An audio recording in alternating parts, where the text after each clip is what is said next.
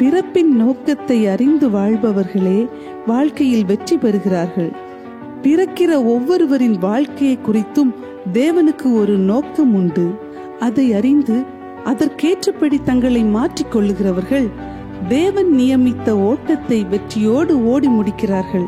அதற்கு பின்பு வருகிற தலைமுறைகளும் அதை குறித்து பேசும்படிக்கு அவர்கள் சரித்திரத்தை படைக்கிறார்கள். அப்படி நோக்கத்தை அறிந்து செயல்பட்டு சரித்திரம் படைத்த ஒருவருடைய வாழ்க்கையை தான் இங்கே நாம் பார்க்க போகிறோம். அன்புலேசப்பா, என்னோட மனசுல ஒரு ஆசை இருக்குதேசப்பா. எனக்கும் எங்க அம்மா மாதிரியே நீல நிற கண்மணிகள் வேணும் ஏசப்பா. என் கூட படிக்கிறவங்க, என்னோட சொந்தக்காரங்க எல்லாரோட ஐபால்ஸும் ப்ளூ கலர்ல தான் இருக்குது. ஆனா எனக்கு மட்டும் என் ப்ரௌன் கலர்ல ஐபால்ஸ் இருக்கு. எனக்கு ப்ளூ கலர்ல ஐபால்ஸ் தாங்க ஏசப்பா. இயேசுவின் மூலம் ஜெபிக்கிறோம் ஜீவனுள்ள நல்ல பிதாவே, ஆமேன். ஐயா, நான் ப்ரே பண்ணதால என்னோட ஐஸ் ப்ளூ கலர்ல மாறி இருக்கும். நான் இப்பவே கண்ணாடியில பாக்குறேன்.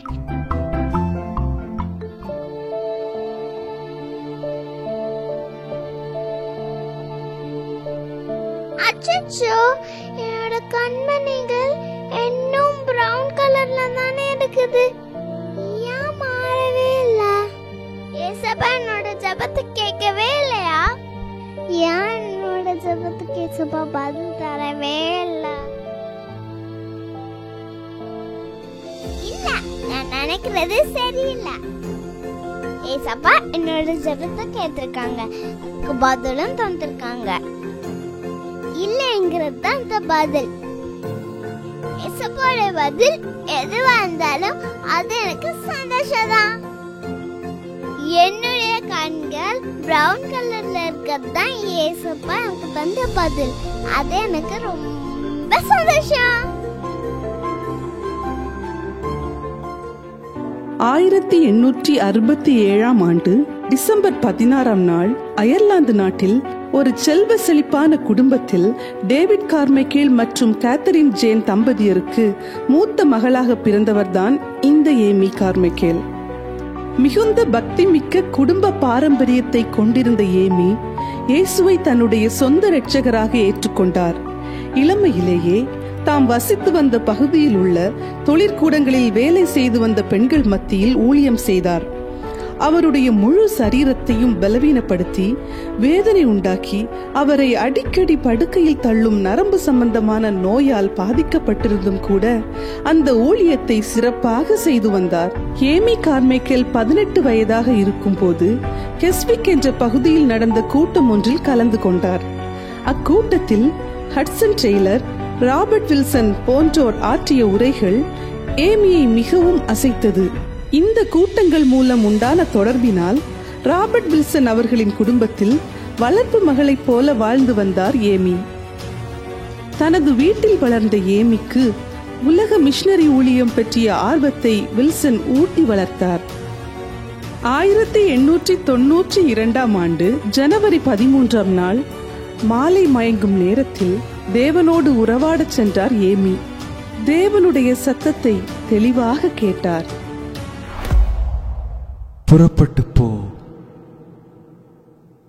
ஆகட்டும் ஆண்டவரே.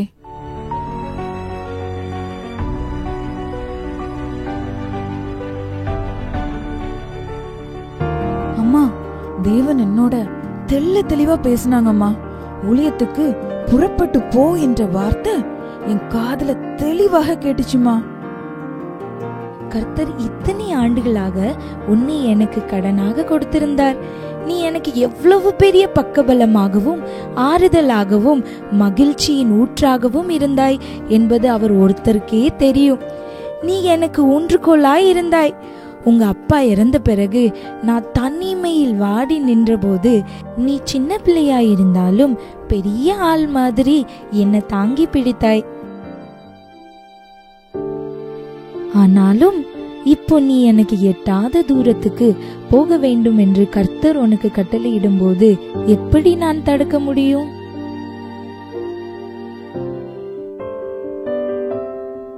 மை டியர் ஏமி, அவர் உன்னுடையவர், நீ அவருடையவள். எனவே தேவன் அவருக்கு பிரியமான இடத்துக்கு உன்னை அழைத்து கொண்டு செல்லட்டும். என் முழு இருதயத்தோடு உன்னை அவரிடம் ஒப்படைக்கிறேன். உன்னுடைய பிரிவால் எனக்கு ஏற்படுகிற துக்கத்தை நான் பெருசா எடுத்துக்கல. இதுவரை நம்மை நடத்தினவர் இன்னும் நடத்துவார். அவர் ஒருபோதும் கைவிட மாட்டார். அவரையே சார்ந்திருப்போம். அன்பின் ஆண்டவரே, என் அருமை மகளை ஏற்றுக்கொள்ளும். உமது பேரன்பின் அடைக்கலத்தை அவளுக்கு தாரும். அவளை நீர் எங்கு அழைத்து சென்றாலும் உமது நாம மகிமைப்பட உமது சேவையில் அவளை பயன்படுத்தும்.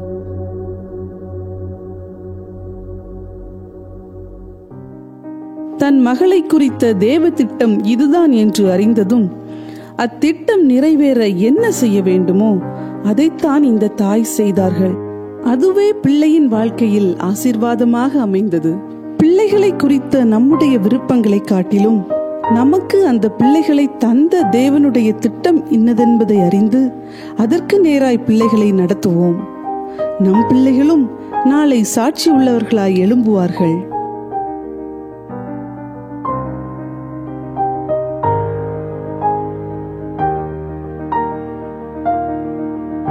ஆயிரத்தி 892 ஆண்டு தனது 25வது வயதில் ஏமி தனது மிஷனரி பயணத்தை ஆரம்பித்தார்.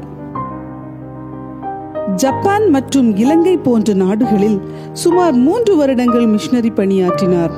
1895 ஆண்டு இந்தியாவில் கால் பதித்த அவர் தனது எஞ்சிய 55 வருட காலங்களையும் இந்தியாவுக்கென்றே அர்ப்பணித்தார். முதலில் பெங்களூரு வந்தடைந்தார் ஏமி. இங்கிலாந்தில் இருந்து வந்திருந்த சிஎம்எஸ் மிஷனரியான தாமஸ் வாக்கர் அவர்களிடம் முறையாக தமிழை கற்று ஊழியம் செய்ய வேண்டும் என்பதற்காக திருநெல்வேலி மாவட்டத்தின் பண்ணை விளை என்ற இடத்திற்கு வந்தார் Amy Carmichael. Praise the Lord, Amy. திருநெல்வேலிக்கு உங்களை அன்புடன் வரவேற்கிறேன். வெல்கம் ஏமி, உங்களை பார்த்தது எனக்கு ரொம்ப சந்தோஷம். Praise the Lord. எனக்கும் உங்களை பார்த்ததுல ரொம்ப மகிழ்ச்சி. இந்தியாவுக்கு என்னை கொண்டு வந்த தேவாதி தேவனை நன்றியோடு துதிக்கிறேன். வாவ், இந்திய பெண்களோட உடையில உங்களை பார்க்கிறது ரொம்ப அருமையா இருக்கு. எளிமையான ஆடம்பரமே இல்லாத இந்த தோற்றத்தை பார்க்கும் போது ரொம்ப ஆச்சரியமா இருக்குது. Thank you Mrs Walker. நான் இந்தியாவை ரொம்ப நேசிக்கிறேன். அவங்கள ஒருத்தியாகவே வாழ முடிவு பண்ணிட்டேன். நான் சின்ன பொண்ணா இருக்கும்போது என்னுடைய கருவிழிகள் நீல கலர்ல வேணும்னு ரொம்ப ஆசைப்பட்டு ஜெபம் பண்ணினேன். ஆனா அந்த ஜெபத்துக்கு பதில் கிடைக்கல. அதுக்கு பின்னால இருந்த தேவ நோக்கம் இப்போ எனக்கு புரியுது. ஏன்னா இங்க இருக்கிற மக்கள் மாதிரியே பிரவுன் கலர் ஐஸ தேவன் எனக்கு தந்திருக்காங்க. இந்திய நாட்டுக்கு வந்து ஒரு இந்திய பெண்ணாகவே நான் வாழணும்னு தேவன் நான் பிறக்கும் முன்னமே தீர்மானித்து என்னை இந்தியர்கள்ல ஒருத்தியாகவே உருவாக்கி இருக்காங்க. என்னை முன்குறித்து அழைத்த தேவனுக்கு மட்டும்தான் நன்றி செலுத்தணும். மிஸ் ஏமி, இதை கேட்கிறதுக்கு எனக்கு ரொம்ப பூரிப்பா இருக்கு. தேவன் உங்களை கொண்டு இந்த இடத்தில் மகத்தான காரியங்களை செய்ய போகிறார் என்பதில் எங்களுக்கு முழு நிச்சயம் இருக்கு. நாங்களும் உங்களுக்கு மிக்க உறுதுணையா இருப்போம் ஏமி. ஏமி, நீங்க இப்பவே எங்க கூட வந்து பண்ணவளையில தங்கி ஆண்டவருடைய ஊழியத்தை செய்யலாம். வாங்க, நம்ம வீட்டுக்கு போலாம். ஏமியின் ஊழியங்களில் வாக்கரின் உதவி மிக பெரியது. அவர் ஏமிக்கு உறுதுணையாக இருந்து அவரை வழிநடத்தினார். தாமஸ் வாக்கர் மற்றும் திருமதி வாக்கரோடு இணைந்து ஏமி கார்மைக்கேல் சுவிசேஷ முகாம்களை நடத்தினார். குளிரும் இல்லாமல் அனலும் இல்லாமல் இருந்த பெயர் கிறிஸ்தவர்களின் மத்தியில் ஒரு எழுச்சி ஏற்பட்டது. ஏமியிடம் வெளிப்பட்ட கிறிஸ்துவின் அன்பால் தொடப்பட்டு பொன்னம்மாள், செல்லம்மாள் மற்றும் தேவாயி இவர்களும் அவரோடு ஊழியத்தில் இணைந்து கொண்டனர். சமுதாயத்தில் புறக்கணிக்கப்பட்ட பெண்களை ஏமி தேடிச் சென்றார். இயேசுவின் அன்பை எடுத்துரைத்தார். அவர்களை தன்னோடு சேர்த்து கொண்டார். இவர்களுக்கு நட்சத்திர கூட்டம் என்று பெயரிட்டும் மகிழ்ந்தார். ஆம், இருளின் ஆதிக்கத்தில் இருந்த தமிழ்நாட்டு மக்களை மெய்யான தேவனிடத்திற்கு வழிகாட்டும் நட்சத்திர கூட்டமாய் இவர்கள் திகழ்ந்தனர்.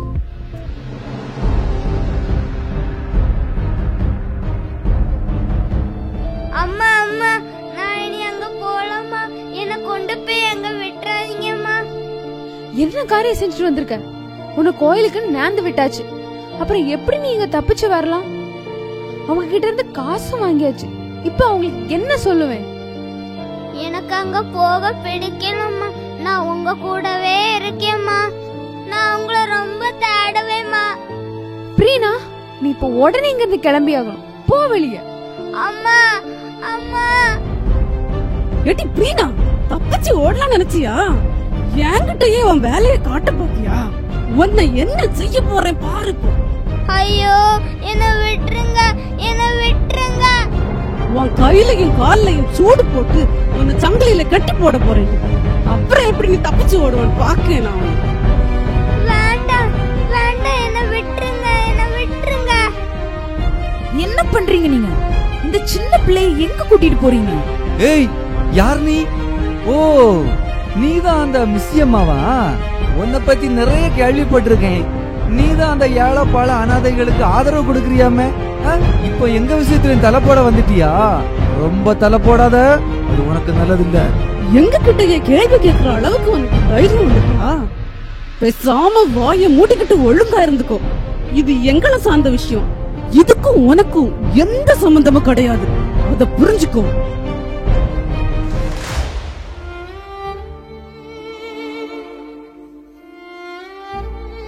அம்மா, நீங்க ஊருக்கு புதுசுமா, அதனால நிறைய விஷயம் உங்களுக்கு தெரியலம்மா. நம்ம இந்தியால தேவதாசின்னு சொல்ற ஒரு முறை வழக்கத்துல இருக்குமா. தேவதாசி முறையா? அப்படின்னா என்ன? எனக்கு கொஞ்சம் தெளிவா சொல்லுவீங்களா? தேவதாசி அப்படின்னா கடவுளின் அடிமை அப்படின்னு அர்த்தம். கோவில் பணிகளுக்காகவும் சேவைகளுக்காகவும் சின்ன வயசுலயே பெண் பிள்ளைகளை நேர்ந்து விட்டுருவாங்க. இவங்கெல்லாம் இறைவனுக்கு சேவை செய்ய பிறந்தாங்கன்னு கூறி கடவுளுக்கு அடுத்த ஸ்தானத்துல வச்சிருந்தாங்க. ஒரு காலத்துல ரொம்ப மதிப்பு மிக்கவங்களா தான் இருந்தாங்க. ஆனா இப்பெல்லாம் சில ஒழுக்கமற்ற செயல்களுக்கு உட்படுத்தப்படுறாங்கம்மா. ஐயோ, கேட்கவே ரொம்ப பரிதாபமா இருக்கே. இந்த வழக்கத்துக்கு எதிர்ப்பு இருக்கத்தாமா செய்யுது. ஆனாலும் வறுமையிலும் மூட நம்பிக்கையிலும் இருக்கிற ஜனங்க காசு பணத்துக்காக வீட்டுல உள்ள பெண் பிள்ளைகளை கோயிலுக்கு கொட்டி கட்டி கொடுத்துட்றாங்கம்மா. துள்ளி குதித்து விளையாட வேண்டிய இந்த சின்ன வயசுல இந்த பிள்ளைங்களை கூண்டுல அடைச்சி இப்படி சித்திரவதை செய்யறாங்களே. இன்னைக்கு பார்த்த இந்த சின்ன பிள்ளைக்கு 8 வயசு கூட இருக்காதுல்ல. அந்த பிள்ளைக்கு அவங்க அம்மாவை எவ்வளவு தேடும். அவ முகம்தான் என் கண்ணுக்கு முன்னாடியே வந்து நிக்குது. இவங்களை காப்பாத்தணும், இவங்களுக்கு ஆண்டவரை பத்தி சொல்லணும், அவரோட அன்பையும் ரட்சிப்பை பத்தியும் நான் அறிவிக்கணும். இதுதான் என் மேல விழுந்த கடமை. வாங்க, இப்பவே நாம சேர்ந்து போராட போறோம். போராட்டமா? எப்படிமா? இந்த ஆணாதிக்கம் நிறைஞ்ச இந்த சமுதாயத்தை எதிர்த்து நாம எப்படி போராட முடியும்? ஜெபம். ஜெபம் தான் நம்மளுடைய பெரிய ஆயுதம். இந்த இருளின் ஆதிக்கத்துல இருக்கிற இந்த பிள்ளைங்களை மெய்யான ஒளியாம் இயேசு கிறிஸ்து கிட்ட அழைத்து வர ஜெபத்தால மட்டும்தான் முடியும். எத்தனை பிள்ளைங்க இந்த சின்ன பொண்ணு மாதிரி கொடுமைய அனுபவிச்சுட்டு இருக்காங்களோ. தேவனிடத்துல கேட்போம். இப்படிப்பட்ட பிள்ளைங்களை மீட்க நமக்கு வழி காட்டுவாரு. நிச்சயம் வெற்றி தருவாரு. இப்பவே ஜெபிக்கலாம்.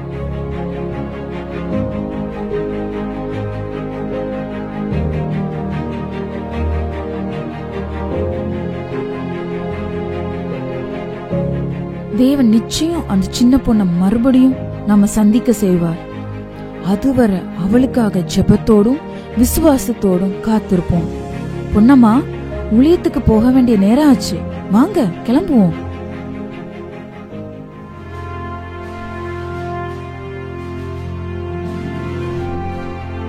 தமிழகத்தின் பல பகுதிகளிலும் பரவலாக காணப்பட்ட இந்த சமுதாய எழிநிலையிலிருந்து பெண் குழந்தைகளை காப்பாற்றும் உன்னதமான இந்த புனித ஊழியத்திற்கு ஏமி தன்னை முழுவதும் அர்ப்பணித்தார். ஏமியின் காத்திருப்பும் ஜெபமும் வீண் போகவில்லை. தேவன் பதில் தர ஆரம்பித்தார். யாருமா நீ? இந்த ராத்திரி நேரத்துல இப்படி தனியா ஓடி வந்திருக்க? என் பேர் தான் பிரீனா. நான் கோயில இருந்து தப்பிச்சு வந்திருக்கேன். நீங்க எனக்கு ஒரு உதவி செய்வீங்களா? அந்த ப்ளூ கலர் சாரி கட்டிட்டு இருக்க அந்த வெள்ளைக்கார அம்மா கிட்ட எனக்கு கூட்டிட்டு போவீங்களா? என்னது, கோயில்ல இருந்து தப்பிச்சு வரியா? நீ இங்க வந்தது தெரிஞ்சா என்னையும் சேர்த்து கொண்டு போட்டுருவாங்களேம்மா. என்னை துரத்திட்டு வராங்க, பின்னாடி வராங்கம்மா. தயவு செஞ்சு உதவி செய்யுங்கம்மா. சரி சரி, என் கூட வா. நான் உன்னை என் வீட்டுல கொண்டு போய் ஒளிச்சு வச்சுக்கிறேன். அவங்க போன அப்புறம் நான் உன்னை எமி அம்மாட்ட கூட்டிட்டு போறேன். எங்க போயிருப்பா? இந்த வழியா தானே வந்தா. உன்னை நம்பி அந்த குட்டியை விட்டது ரொம்ப தப்பா போச்சு. ராத்திரியானா வாயை பொளந்துக்கிட்டு உறங்கிட்டா இப்படிதான் நடக்கும்.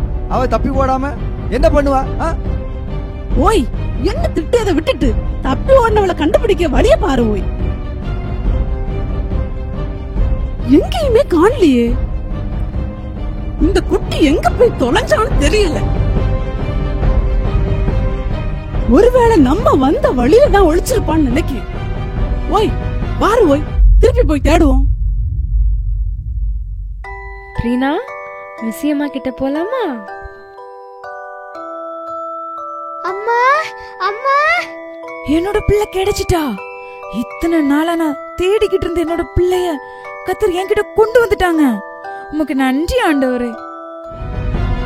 நான் அப்பவே நினைச்சேன், இந்த கள்ள குட்டி இந்த பிள்ளை பிடிக்க மிஸ்ஸி கிட்ட தான் வந்திருப்பான்னு. பாரு, அவளை பாரு, எப்படி அந்த வெள்ளைக்காரிய அப்ப பிடிச்சிட்டு இருக்கான்னு பாரு. எடி பிரீனா, இங்க வாடி. தள்ளி நில்லுங்க, இவளை தொடக்கூடாது. இப்போ இவா என்னுடைய பொண்ணு. இவா இனிமே என் கூட தான் இருப்பா. ஊரு விட்டு ஊரு வந்த பொம்பளை உனக்கு இம்பிடு தும்புறா. மரியாதையா பிரீனாவை விட்டுரு. பிரீனா இயேசு கிறிஸ்துவோட சொத்து.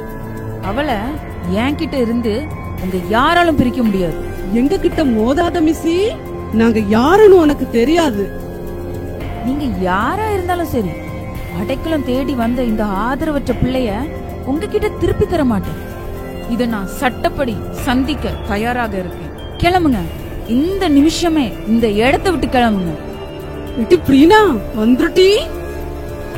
அம்மா அம்மா, நான் போக மாட்டேன். ஏய் பிள்ளை பிடிக்கிற மிஸ்ஸி, இப்ப போறோம், ஆனா திரும்பி வருவோம். உன்னை எங்க நாட்டை விட்டு துரத்தி அடிப்போம். அதுவரை நாங்க ஓய மாட்டோம். பிரீனா, ஏசப்பா நம்ம கூட இருக்காங்கம்மா. அவர் உன்னை பாதுகாப்பாரு. அவர் தான் உன்னை இங்க கொண்டு வந்திருக்காரு. நான் உனக்கு வேண்டி நிறைய நாள் ஜெபிச்சிட்டு இருந்தேன். இவங்களால உன்னை எதுவுமே செய்ய முடியாதுமா. இனிமே நீ இங்கேயே என் கூடவே இருந்துரு, சரியா? எங்க அம்மா என்ன வேண்டான்னு விரட்டி தள்ளிட்டாங்க. இவங்களும் என்ன அடைச்சு வச்சு கொடுமைப்படுத்திட்டாங்க. ஆனா இயேசுசாமி எனக்கு உங்களை அம்மாவை தந்திருக்காங்க. எனக்கு இனி கவலையே இல்லை. இனிமே உங்களை விட்டும் இயேசுசாமிய விட்டும் பிரியவே மாட்டேமா.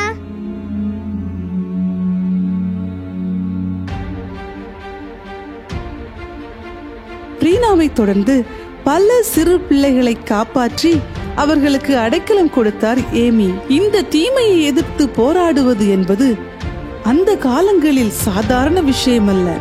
அதுவும் ஒரு பெண்ணாயிருந்து ஆணாதிக்க சமுதாயத்தை எதிர்த்து போராடுவது என்பது அத்தனை எளிதல்ல.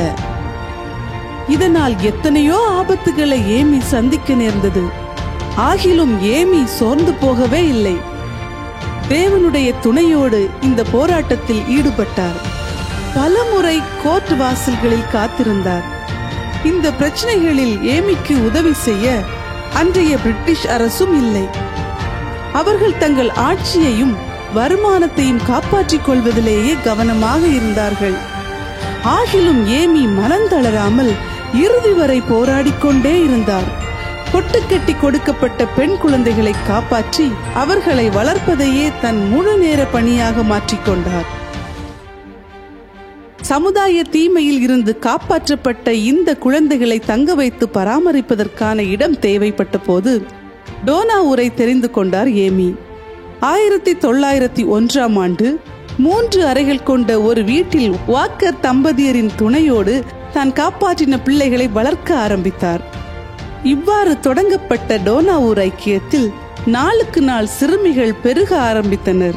ஆண்டவருடைய அன்பையும் ரட்சிப்பையும் எடுத்து கூறி தரமான கல்வியையும் கொடுத்து கர்த்தருக்காக ஒரு பெரும் சேனையை உருவாக்கி கொண்டே இருந்தார் ஏமி கார்மைக்கேல். சின்னஞ்சிறு சிட்டுக்கள் சுதந்திரமாய் பறந்து திரிவதை பார்த்து மிகுந்த ஆனந்தமடைந்தார் ஏமி. ஆடல் பாடல் ஆண்டவரோடுள்ள ஐக்கியம் என எதற்கும் குறைவில்லாமல் நிறைவான மகிழ்ச்சி நிறைந்தோடிய இடமாய் திகழ்ந்தது டோனா ஊர் சரணாலயம். அன்பு கூறாமல் கொடுக்க முடியும், ஆனால் கொடுக்காமல் அன்பு கூற முடியாது என்று தன்னுடைய வாழ்க்கை அனுபவத்தால் உரக்க கூறினார் ஏமி கார்மைக்கேல் அம்மையார். இவரால் காப்பாற்றி வளர்க்கப்பட்ட குழந்தைகள் அவரை அம்மா என்று அன்புடன் அழைத்தனர். அந்த பெயரே கடைசி வரை அவருடைய பெயராக நிலைத்து நின்றது. டோனா ஊர் ஐக்கியம் நாளுக்கு நாள் வளர்ச்சியடைந்து பல ஊழியர்களை கொண்ட பெரிய ஸ்தாபனமாக உருவெடுத்தது. கல்விக்கூடங்கள், மருத்துவமனைகள், பயிற்சி ஸ்தலங்கள் என்று பல்வேறு பணிகள் டோனா ஊர் ஐக்கியத்தால் செயல்பட்டன. இந்த எல்லா வேலை பளுவின் மத்தியிலும் 35 நூல்கள் வரை எழுதி வெளியிட்டார். 1931ஆம் ஆண்டு நடந்த ஒரு விபத்தில் எலும்பு முறிவினால் 20 ஆண்டுகள் படுத்த படுக்கையாக இருந்த போதிலும் அவர் சோர்ந்து போகவில்லை. பல நூல்களை எழுதினார், பிள்ளைகளோடு நேரம் செலவிட்டார், தேவனோடு உறவாடி கொண்டிருந்தார். 1918ஆம் ஆண்டு ஆண்களுக்கான சிறுவர் இல்லம் ஒன்றும் தொடங்கப்பட்டது. அதில் சேர்க்கப்பட்ட சிறுவர்களில் பெரும்பாலானோர் கோவில்களில் இருந்த பெண்களுக்கு பிறந்தவர்கள். அது மட்டுமல்லாமல் அவரோடு இருந்த உடன் ஊழியர்களும் அம்மாவை போன்றே அநேக ஆதரவற்ற பிள்ளைகளை மீட்டெடுத்து பாதுகாத்தனர். இப்படி தன்னுடைய இளமை பருவத்திலிருந்து 83ஆம் வயது வரை அயராது உழைத்த அன்பு அம்மையார் 1951ஆம் ஆண்டு ஜனவரி 18ஆம் நாள் தனக்கு கொடுக்கப்பட்ட சேவையை செவ்வையாய் செய்து முடித்து தன்னை இரட்சித்த தேவனிடத்தில் இளைப்பாறச் சென்றார். வாழ்வின் நோக்கத்தை அறிந்து மேடு பள்ளங்களை கடந்து கிறிஸ்து தனக்கு நியமித்த ஓட்டத்தை பொறுமையுடன் ஓடி முடித்திருக்கிறார்கள் ஏமி கார்மைக்கேல் அம்மையார். பார்த்துவிட்டு செல்வதற்கல்ல இது உங்களுக்கு காண்பிக்கப்பட்டது. உங்களை குறித்தும் தேவனுக்கு ஒரு நோக்கம் உண்டு, தேவ சித்தம் உண்டு. அதை அறிந்து புறப்பட்டு போகவே இது உங்களுக்கு முன்பாக படைக்கப்பட்டிருக்கிறது. தேவனிடத்திலிருந்து நாம் எந்த மட்டும் பயன் பெறுகிறோம் என்பதல்ல, தேவனுக்காக நாம் எந்த மட்டும் பயன்படுகிறோம் என்பதின் அடிப்படையில் தான் பரலோகத்தில் நமக்கான பலன் காத்திருக்கிறது. சிந்தியுங்கள், கிறிஸ்துவுக்காக எழும்புங்கள், கர்த்தர் உங்களை நடத்துவாராக.